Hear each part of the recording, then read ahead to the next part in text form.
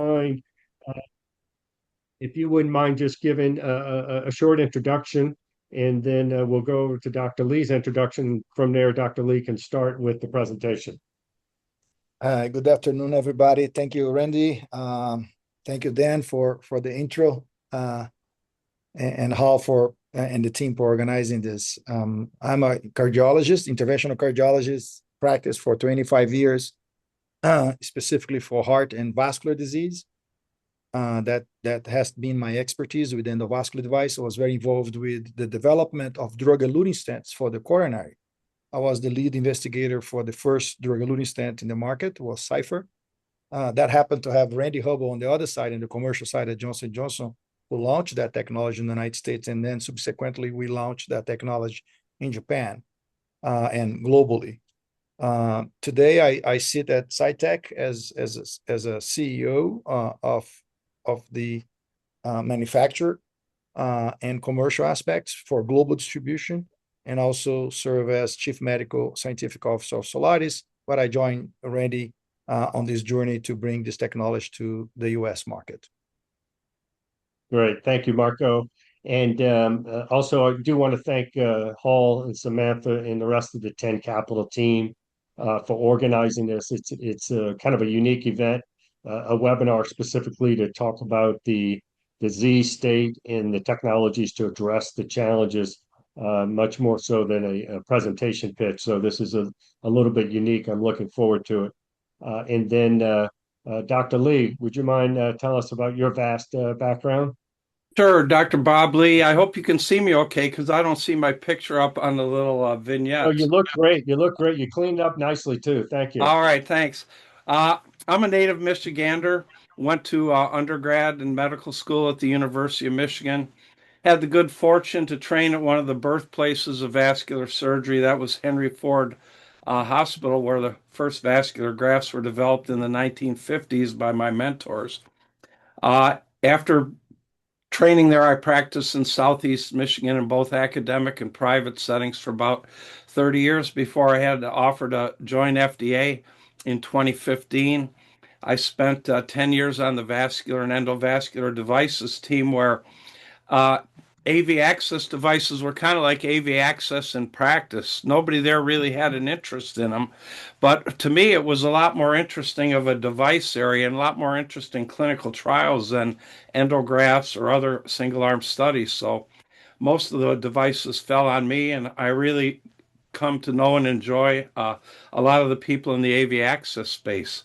Since retiring from FDA a little more than a year ago, with John Ross and Terry Litchfield and Jeff Beecher, who many of you know, we founded the Echelon Development Group to help small companies that have promising AV access devices foster uh, getting products to a very needy group of patients. And happy to be here today on behalf of Solaris to talk about a breakthrough approach to AV access dysfunction.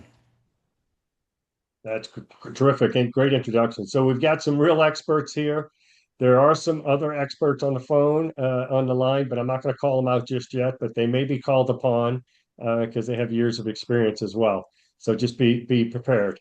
No, but this is a part presentation, but also you can ask questions. So if you just want to put the question in chat or raise your hand, we don't want this to be just a monologue. So with that, Dr. Lee, I think you can set up the whole thing with your slides and let All folks. right, I Yeah, will that'd be great. start sharing my desktop here. Can you see it all now? Yes. Oh, I got to just move that off. Okay. Yep. Looks good. Okay. Thank you all very much. I've seen dialysis access dysfunction from two vantage points. First, as a vascular surgeon trying to keep access circuits open, and then from the inside of FDA evaluating the exciting evolving technologies intended to improve outcomes in this area. I think access dysfunction really remains one of the most stubborn and unsolved problems in vascular care. My goal today is to start the discussion by framing the scope and cost of AV access dysfunction, discuss why current technologies fall short, why combined mechanical and biologic treatment strategy holds great promise, discuss the early promising signal seen in the Solaris DE clinical data, and to reflect on what might drive commercial success of this promising product.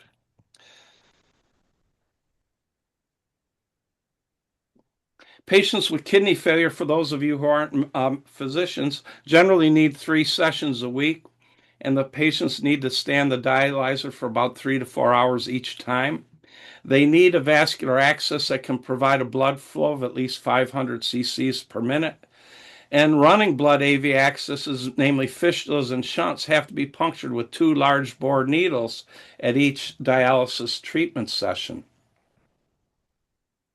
An AV fistula is created by direct connection of an artery to a vein and is generally preferred whenever anatomy or physiology permits, because this is a more durable option and has the lowest rate of infection. But there are circumstances where the patient's vascular anatomy or physiology doesn't permit, and in that condition or case, an AV graft, using either a prosthetic graft like PTFE or sometimes a biologic graft by certain surgeons, will be used to connect the artery and the vein. Grafts have a higher rate of thrombosis and infection than AVF, so they're kind of a middle tier choice, but many patients depend on them. And when running blood access is not possible, a tunneled central venous catheter has to be inserted that aspirates and returns blood from the right atrium. And because this catheter tunnels through the skin, this route is associated with the highest rate of morbidity and mortality amongst the 3 options. For Solaris and the devices they produce, there's a large existing population of end-stage kidney disease patients, one which is continuously replenished. In the U.S., there's roughly 500,000 prevalent patients already on dialysis. Another 120 to 130,000 new patients will initiate dialysis every year. Because access circuits fail repeatedly, this population requires a very high frequency of reintervention. An estimated 2 to 3 million access interventions are performed annually in the U.S. at a procedural cost estimated to be in the $4 to $8 billion range. This angiogram shows the typical type of stenotic lesion that develops in the AV access circuit. It's so-called cephalic arch lesion. The intended treatment population for Solaris, therefore, is not static, because dialysis access is a procedure-driven disease. Clinically, the pattern of high-frequency access failure is familiar to anyone who treats these patients. A stenosis develops, an intervention is performed, the stenosis recurs, and when the access circuit ultimately fails, a catheter often goes into the patient. Repeated interventions every few months are common, and when catheter dependence arises, this escalates care costs from infections, hospitalizations, and in some cases, mortality. Operational disruption is severely felt by the patients every time their access occludes and they have to disrupt their life, but also by physicians in the dialysis centers. And with today's current technology, we are really just managing these failures. We're not doing anything to prevent them from occurring. What drives this cycle of recurrent failure is not mysterious.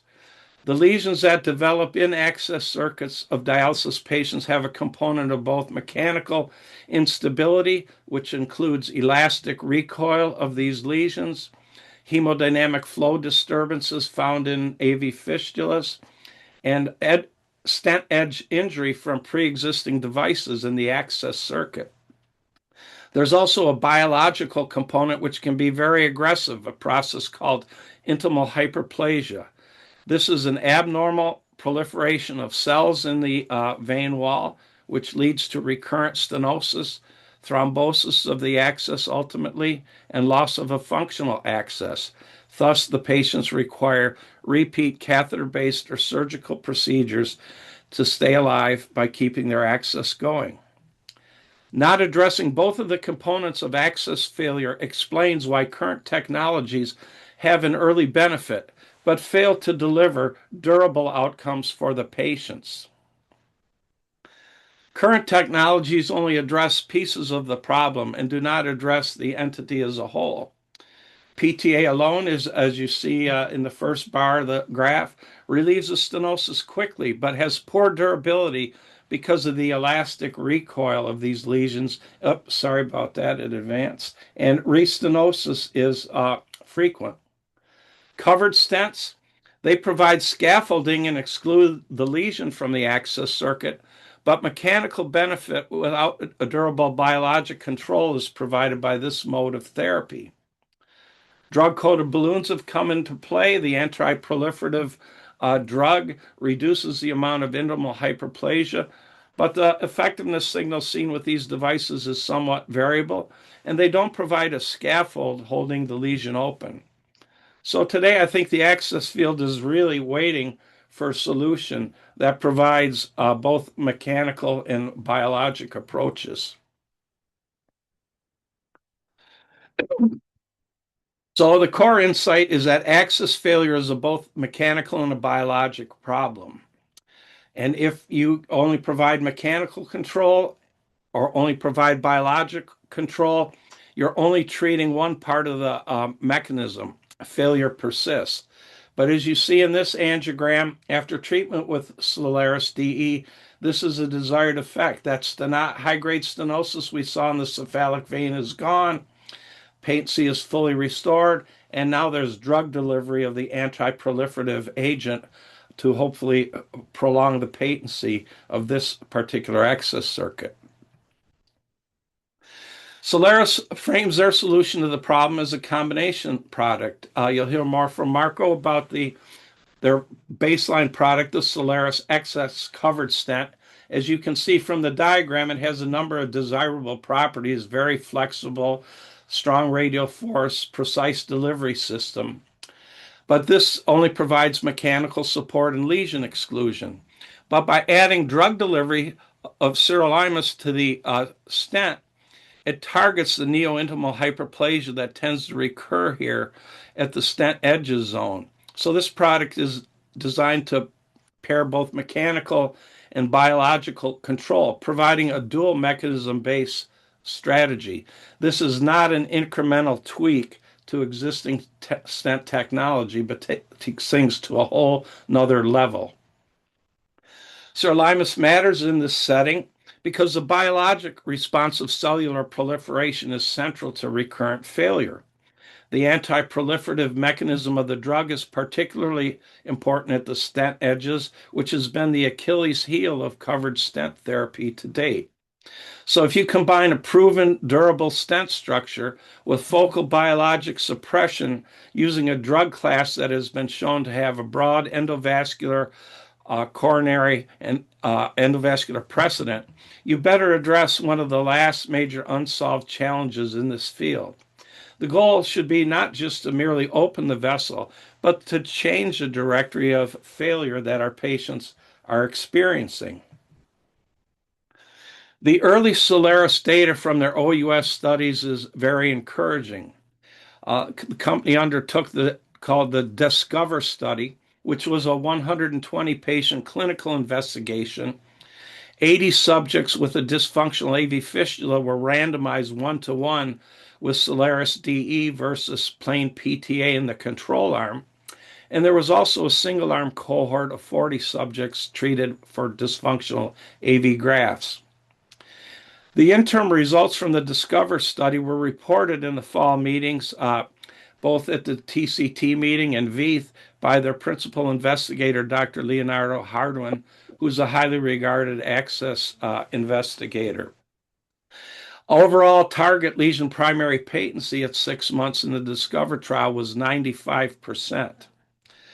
There was 100% patency for the patients that had dysfunctional AV grafts and 91% patency in those patients with dysfunctional AV fistulas. No device-related serious events were found by 30 days, which is the general time point that FDA assessed early safety outcomes. In context, we can take the FDA-reviewed data from the competitor Rhapsody covered stent. This is data reviewed by the FDA from their pivotal study. And for Rhapsody, Uh, the AV fistula outcome was 90% target lesion primary patency at 6 months and 81% for AV grafts. And this compared to the 63% outcome in the control arm of the Rhapsody study. So while promising, the early Solaris effectiveness signal is coherent with its dual therapeutic mechanism. But at this time, we must let our enthusiasm remain disciplined pending availability of some longer-term Solaris data, and you'll hear more about that from Marco. We consider Rhapsody as the established covered stent benchmark because it has data that promises reasonable 12-month durability. But Solaris is an extremely promising novel platform. And to get it to be a proven new standard, it will require demonstration in the studies you'll hear about from Marco that will hopefully demonstrate durability, reproducibility at real world sites, and the economic advantages of this treatment mode. But why is the 12-month data important? This is data recently reported in the Journal of Vascular and Interventional Radiology journal that provided the 12-month data from the Rhapsody study. And when you look at the Kaplan-Meier curves of the Rhapsody treated patients versus the control arm, the blue versus the red, you note initially it's kind of a very slow plateau of fall off after Rhapsody. But after you get out to the 6-month time point, there's much more precipitous fallout. And the curves kind of parallel the untreated control arm after that point in time. And it's this progressive drop in target lesion primary patency that occurs in the 6 to 12-month time window after covered stent placement that highlights why a purely mechanical approach to this problem is insufficient to assure durability. I think commercial adoption of this product will logically follow when the durability is established because system incentives will change. There will be a very high alignment from patients. And at FDA, I work with focus groups or renal failure patients. And they say the number one thing they demand and want to see from their access treatments is durability. They care more about that than invasiveness. And also, there will be a high buy-in from the dialysis organizations that increasingly operate under risk-bearing compensation models. If it's accepted by those groups, logically, physicians and hospitals will adopt the technology when the results are shown to be durable. The only limited potential resistance one could anticipate is there are some outpatient settings owned by physicians or proprietary institutions that are happy to see these patients come back every 2 to 3 months and require repeat balloon angioplasty. But believe me, the patients are not going to buy that. Dialysis patients are mobile, and if they don't get what they want from their treatment center, they'll move on to somebody that can provide therapies of proven benefit. So I don't see that the potential resistance to this technology is going to be high. And obviously, for investors, durability will be the lever that accelerates market conversion. So in summation here, I think we're presented with a real breakthrough opportunity in treating patients with dysfunctional AV access. There's a huge unmet need to treat a large and persistent clinical problem. The root of the access failure problem is well understood. The current therapies are clearly inadequate. The Solaris drug-eluted platform provides a dual target mechanism that will hopefully solve the problem. There's a comparative early effectiveness signal, and future demonstration of durability, I think, will drive adoption of this very promising methodology. If the durability signal holds, the Solaris approach has the potential to move dialysis access from a cycle of repeated failure to one of sustained functions. And that is exactly what patients, dialysis care providers, and payers all desire out of such treatments. Thank you for your attention.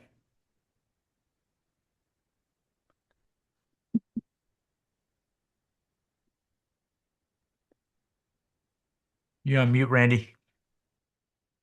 Oh, great. Thanks, Hal. So just Dr. Lee, before we jump to Marco, a couple of questions about the term target lesion primary patency. Would you mind giving a quick definition of that and Sure. the The the implications? target the target lesion is that focal lesion that you're treating with the balloon. And that's opposed to access circuit patency, which considers the whole AV axis from the arterial anastomosis up through the central venous system. And it's important. Target lesion patency is important, and it's a common primary endpoint in FDA trials. But it's also important to consider access circuit patency. And there's some devices being used today, both in AV grafts and native AV vessels, that don't have a dramatic effect on access circuit patency. So you have to look at both. But definitely, as far as clinical studies in this area, most sponsors in the FDA focus on target lesion primary patency. Great. Thank you, Dr. Lee. And so, Marco, we'll get ready to go to you. Just a little bit more color on that. To Dr. Lee's point, the clinical studies that have been used for regulatory approval have been, the standard has been TLPP at 6 months. Is the area that was treated still open and working at 6 months? I think Marco is going to share with us and build on Dr. Lee's comments of that has been the standard, but what's more interesting to the patient and to the payers is something more durable. And so 12-month target lesion primary patency is a big challenge as you see a significant decrease from the 6-month endpoint to the 12-month endpoint. And Dr. Costa is going to explain some of that. So, Marco? Yes, thank you, Bob, for this walkthrough, in a very short time, a whole history of dialysis access and the enormous sacrifice and burden that it represents to patients, society, and the health system. Before this time, I managed a large health system in Cleveland, Ohio. And then I was president for United Health, National Health System, 35 hospitals in Brazil. And that was our number one cost line item of our operations. And we always lost enormous amount of money taking care of those patients. So it is an important aspect for many stakeholders in this space. But let me give you a little bit more detailed information on Solaris. We have two products, the Solaris-based platform, the one that does not have drug. It's called the Solaris SX, self-expanding. It's already commercially available outside the United States in 45 countries.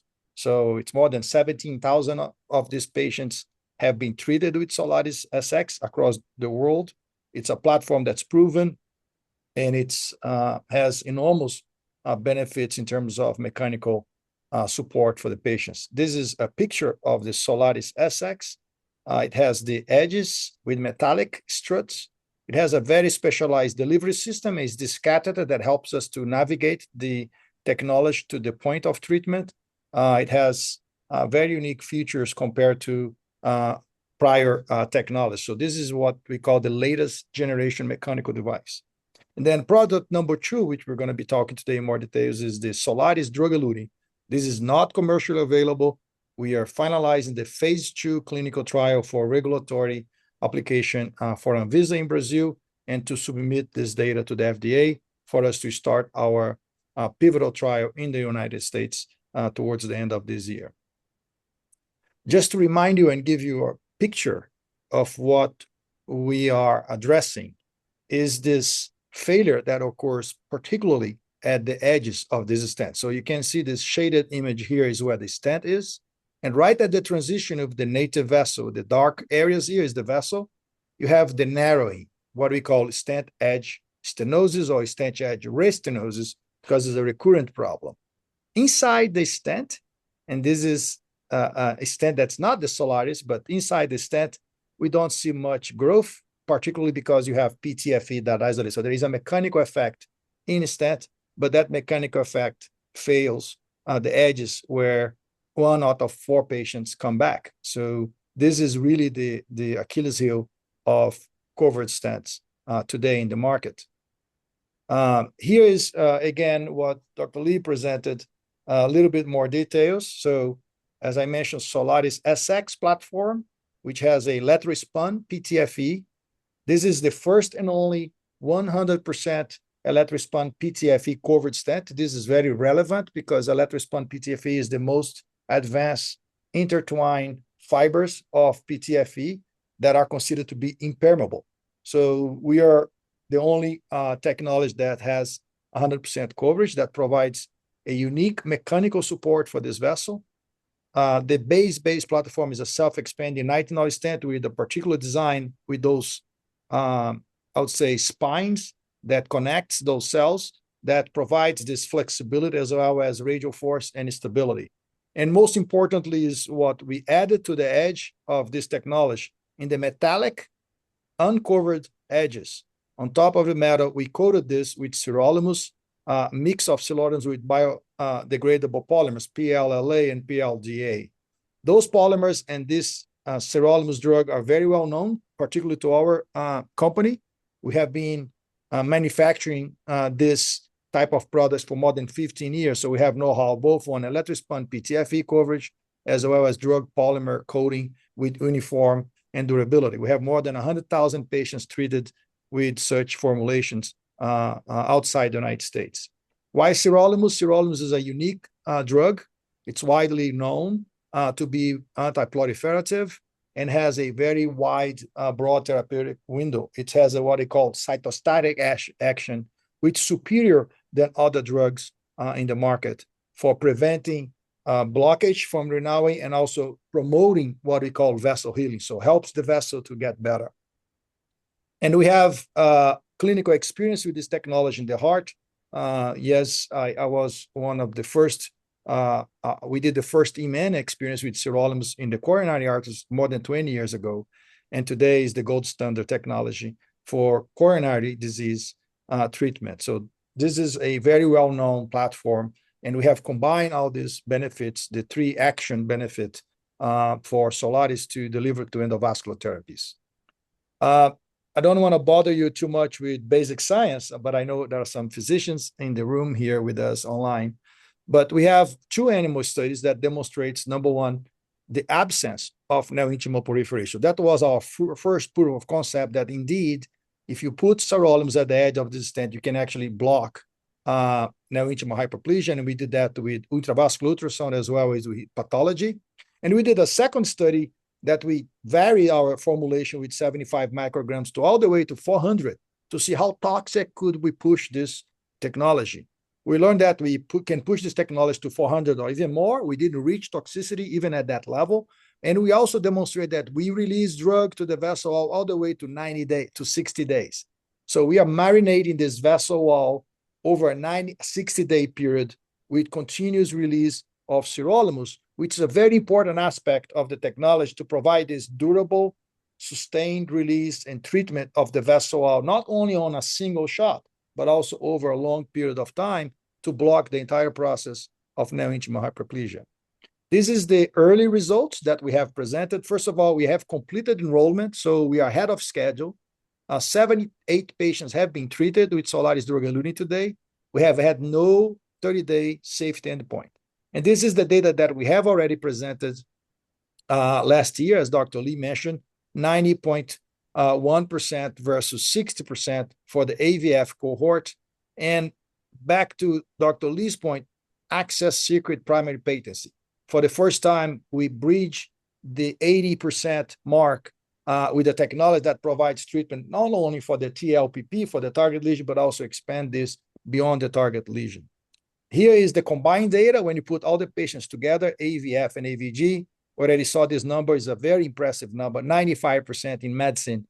It's unprecedented, let alone in dialysis access in terms of patency, from keeping the vessel open. And the right side, even if you're not a physician, I think you can follow this. Those bright spots here are the stents. This is an ultrasound image. And this is the end of the stent. That's the last metallic strut that you see here. And this is the vein, the vessel wall. And the impressive aspect of our technology is that we are not treating only the stent or the target lesion, but we are going beyond and making sure that this vessel outside the stent that's not covered by the mechanical property of the stent is also treated with biological sirolimus to prevent restenosis. And back to the question of durability, we start now collecting 12-month data post-implant. We have 2 case examples here, and both have demonstrated absence of neointimal proliferation. I'll go back to the 6-month picture. You can see here, it does not have color, but it shows you this black image here is the lumen. This is the stent, and you don't see any tissue inside. Here, the ultrasound technician put color to look at flow, and you can see the stent, an absolutely homogeneous part of the stent itself, as well as the vessel beyond the stent. This is the extremity distal to the patient's heart, and this is the extremity proximal to the patient heart. That's what we call proximal extremity, and this is where the stent ends, and this is the vessels. This is a very large vessel because it's a bifurcation of what we call cephalic arch. This is what's the most challenging location, is the cephalic arch that has been the biggest source of failures for all different devices. Of course, we are here. You're the first one to see these images after our internal team. We are still collecting this data, very early signal. But I can tell you, I was there almost 30 years ago when we did the first ultrasound of Cypher stents, and we saw very similar results.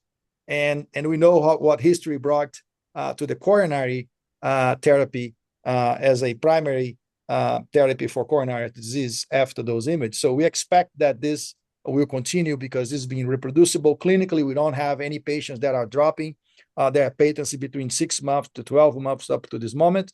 We're monitoring this very closely. We don't want to get hyper excited, but these images here, I think, speak for themselves. I just want to make one final note before we open for discussions, is that this durability gap, and being a cardiovascular physician, I think Dr. Lee and others have worked not only in the dialysis access vessels, but we work in the iliacs, we work in renal arteries, we work in femoral popliteal, called the SFA, and we have done work below the knee, the vessels that are most challenging. Look at the patency rates, right? They are actually looking reasonably well at 6 months, which is the blue bar, but they all have this significant drop in patencies because the mechanism, the biological mechanism of restenosis continues beyond 6 months. If you stop your story at 6 months, you look pristine, open, but if you look this, you fast forward to 12 months, virtually every single one vascular bed will develop neointimal hyperplasia, is going to lost patency. And we think that Solaris drug-eluting will not just be a solution for dialysis access, which is a very important solution, but you see the patency rates of all these other vascular beds are equally problematic for those patients for the current technologies that are only mechanically driven therapies. So I'll stop here and I'll open for some discussions with the team. Thank you. Great. Okay. Well, thank you, Dr. Lee and Dr. Costa. I think that was a great overview of what we're trying to accomplish, how we think we're going to help patients. Let me do this. Let me see if there's anybody who has a question has joined. Any questions? I think Ken Oriole. Ken Oriole that would like to ask a question. Ken's a renowned vascular surgeon and businessman as well. So Ken, thanks for joining. Thanks for those kind words, Randy. So, Marco, maybe I don't know if this is for you or for Bob or for Randy, but the drug is on only the edges, correct? I'm assuming to limit the dose. Correct. Is it on the bare stent that goes beyond the anastomosis? Yes, it's Beyond just the edge of the. It's just the stent that are bare. They are not covered by PTFE. Right, that's what I meant. The reason I ask, I think that's a great idea, and the reason I ask is because, of course, the intimal hyperplasia doesn't come through the graft unless the pores are huge. It comes from the venous anastomosis mostly. So you are treating that because of those stent struts. Yes. I don't know if you also have drug on the graft as well, which is going to go downstream, but it's not like having it right there, I'm guessing. Yes, we don't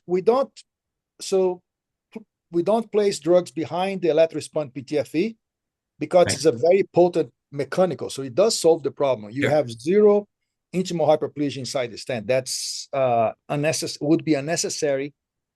We only treat the edges where the problem really is. So we minimize exposure to the patient in terms of toxicity. Yeah, great. Thanks.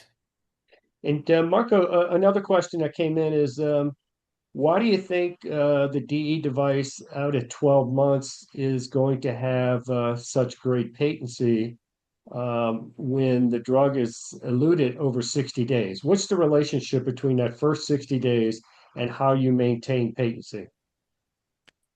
Oh, great question, Randy. I think about 30 years ago, you made the same question to me about coronary stents. They remain true. The biology did not change over the past 30 years.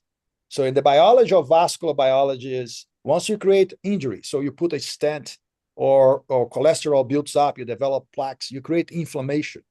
There is an acute event that you create when you balloon that vessel to break it open. As you break it open, there is a healing process that starts. The clock starts at time 0, and it lasts about 4 to 8 weeks. Some patients last, some patients have more inflammation, some patients have less. But we know that in about 8 weeks, the process have been passivated and you get to a steady state. So you don't need to treat these patients for the entire 12 months. You only need to take care of them in that acute phase where the whole process takes place. The whole builds up, the whole machinery, the whole process of cell signaling happens in that. Actually, the first 72 hours is the most critical. That's why we have developed the technology that releases a lot of the drug early on. So you stop everything before it starts, because once it starts, it's difficult to stop inflammation. So you stop it in the first 72 hours with the massive amount of drug, and then you maintain a small amount of drug to take care of that 60 days. Once you stop that process, it's passivated, and then it doesn't trigger itself again because you're not creating another injury or another balloon. You're not creating any other problem to the vessel wall. If something happens in the future, it's going to be a new lesion, a new location where you didn't treat it. That can happen, but not at that location that you treated. It really passivates it over time. So by affecting the cycle in the first 72 hours and the first 6 months, it actually affects the cycle for many months after that. Yes, correct. Right. Okay. So so it doesn't turn into just a regular covered stent after 60 days. No, it doesn't, because the vessel doesn't.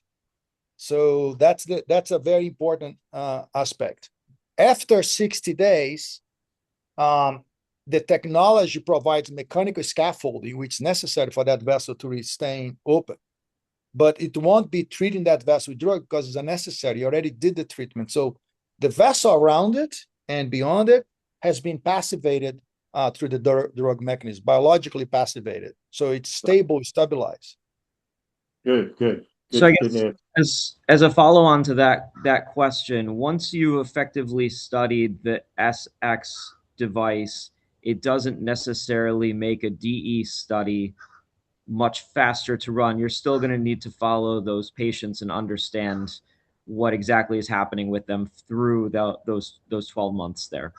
Is that correct? So Dave, we have done the study already with SX. We have 114 patients that have 70% patency rates, the TLPP magic number. So it's 76%. So it's actually one of the best performer of the mechanical device. So that's why we do well with our commercial distribution overseas.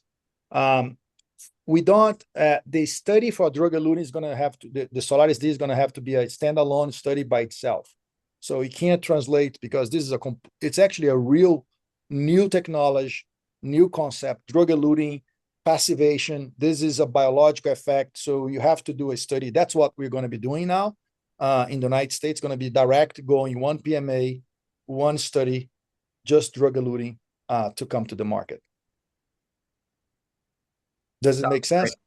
It does. And I'm sure that Dr. Lee was a big help with how exactly to structure all of that. Yes. We have many of his, of Dr. Oriol and Lee's contemporaries helping us, Peter Schneider and Ziv Haskell, who did the first study, are very involved with this process. I think we are all together. We've been doing this for a long time, and we've been tired of problem of restenosis, and we don't like it, and we need to solve it before we end our careers. So this is our chance. So that's why I think a lot of people are together with us, helping and excited about this. That's great. Thank you. I think the beauty of what you've done is that too, you'll have the data from your SX study that you can use as historic controls, and that may help be a Yes. yardstick of what exactly the drug elution adds. But I think you're right on track with the concept that the electrospun PTFE, which is not porous, does present cellular ingrowth, and I think that's probably why uh, one of the competitor stents is a little bit better than the others because it's got a proprietary internal layer that prevents the cellular ingrowth, just like your construction does with the electrospinning. Yes, correct. I think we give a lot of credit to the biological aspect, but I think, Bob, you mentioned it was not just the drug, because if I only had the drug, I would have failed the mechanical aspect. So it is really a combination, it's a triple action therapy. It's the scaffold protecting with the electrospun PTFE. It's very unique. We should not underestimate the value of electrospun PTFE into the whole aspect of the outcomes that we are providing to our patients. And of course, without biological agent, I think it's almost impossible to reach those levels. It was true for the coronary, it's true for the peripheral, and it's true for the AV fistula as well.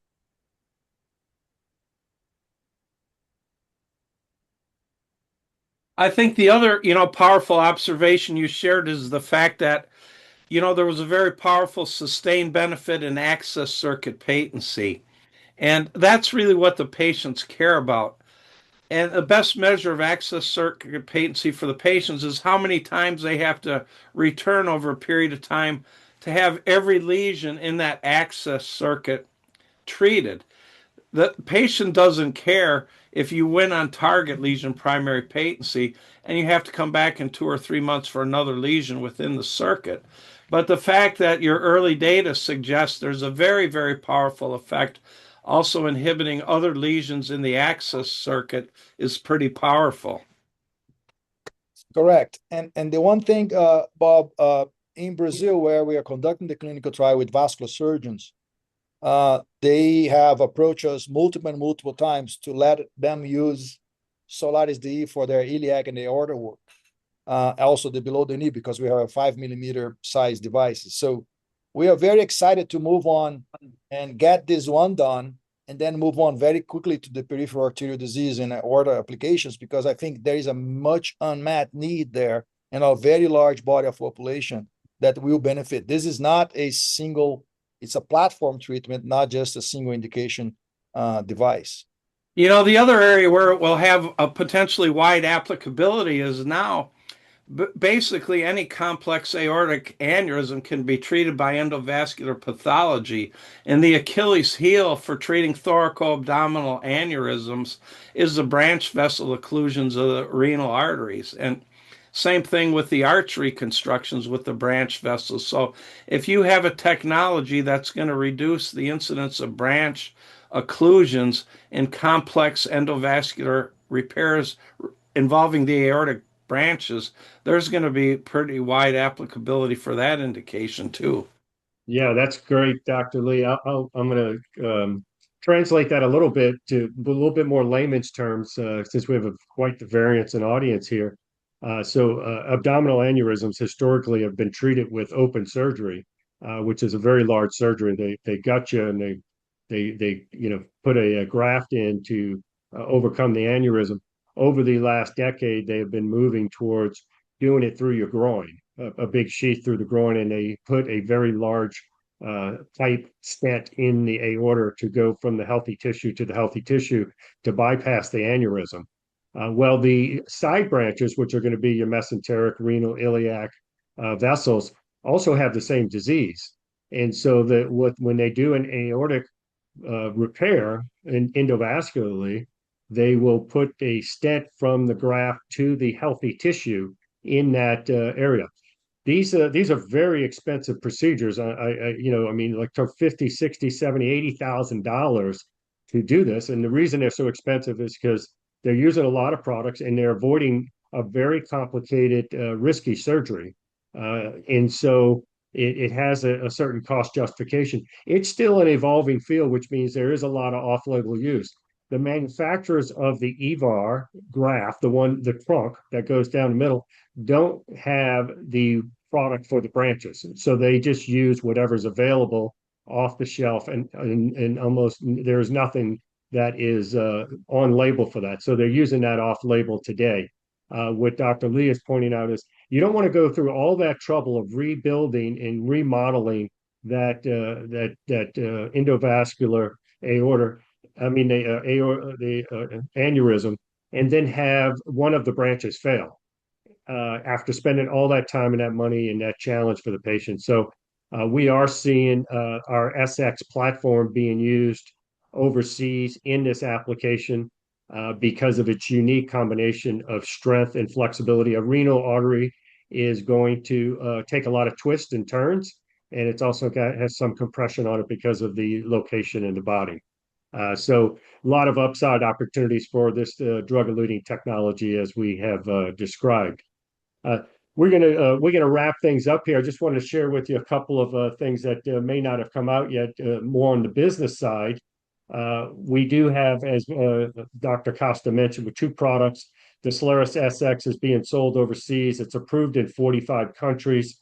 We have number one market share in Turkey and Brazil.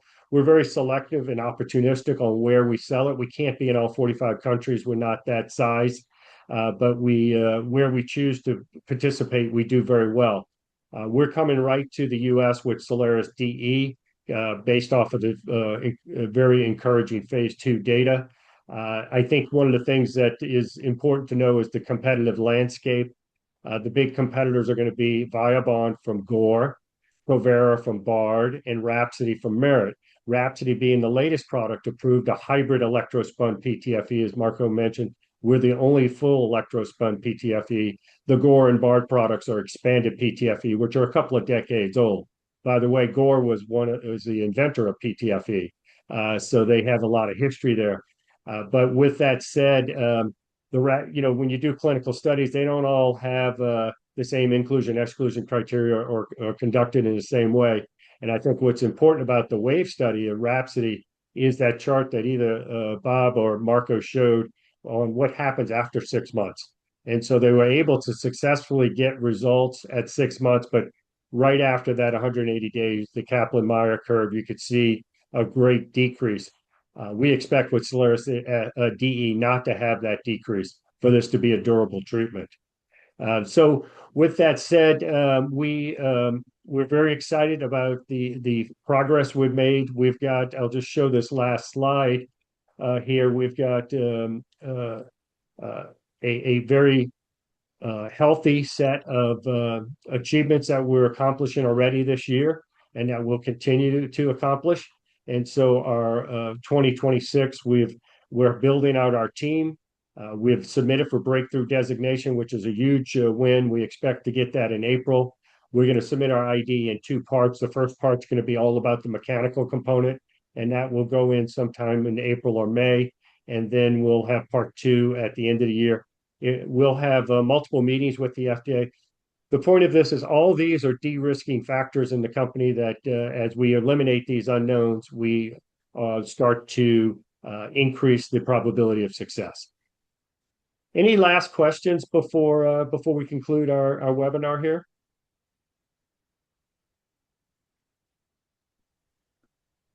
Well, I'd like to end with saying thanks to the 10 Capitals team. This was a nice event. This is the first time we've done this. Hey, we Randy, appreciate Dan Conley has a question. Oh, sure, Dan. Thank you for a wonderful presentation. I am even more motivated. Just take this all the way over the rainbow. Remind us who is buying or licensing this, and how soon might that happen? Yeah, good question, Dan. So we focused on the scientific and medical today, but I think what you're asking is, where would this fit? This company's been set up for an exit.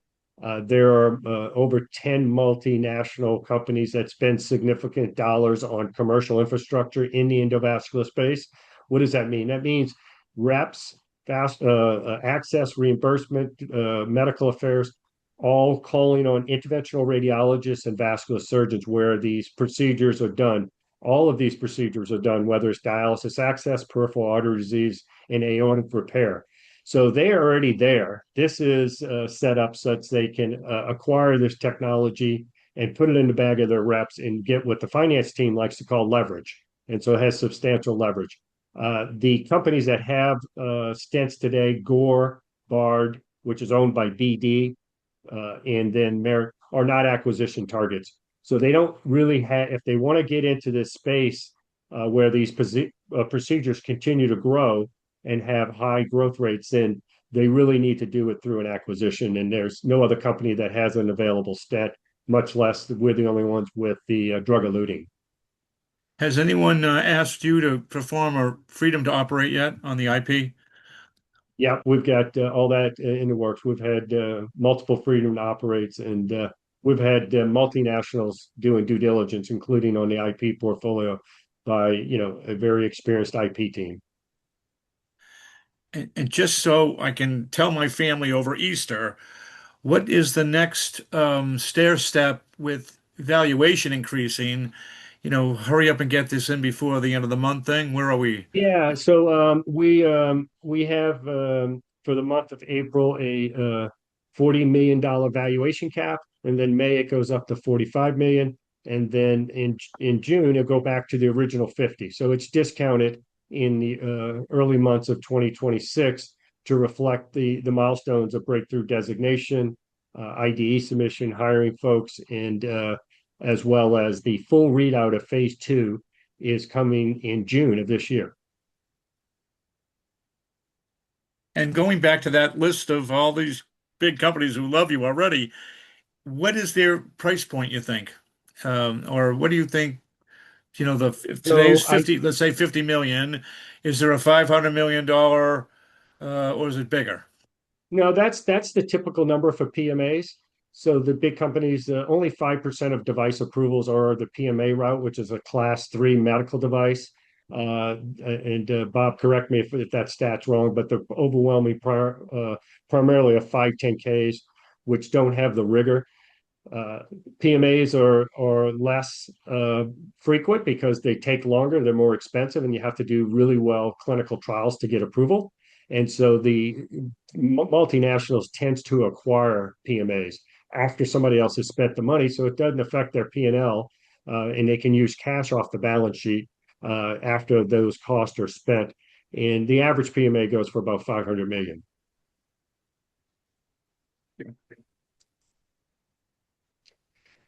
Okay, folks. Well, thank you so much. We're going to keep this on time. I appreciate everybody joining us today, and special thanks to Dr. Lee and Dr. Costa for sharing their detailed knowledge of this space.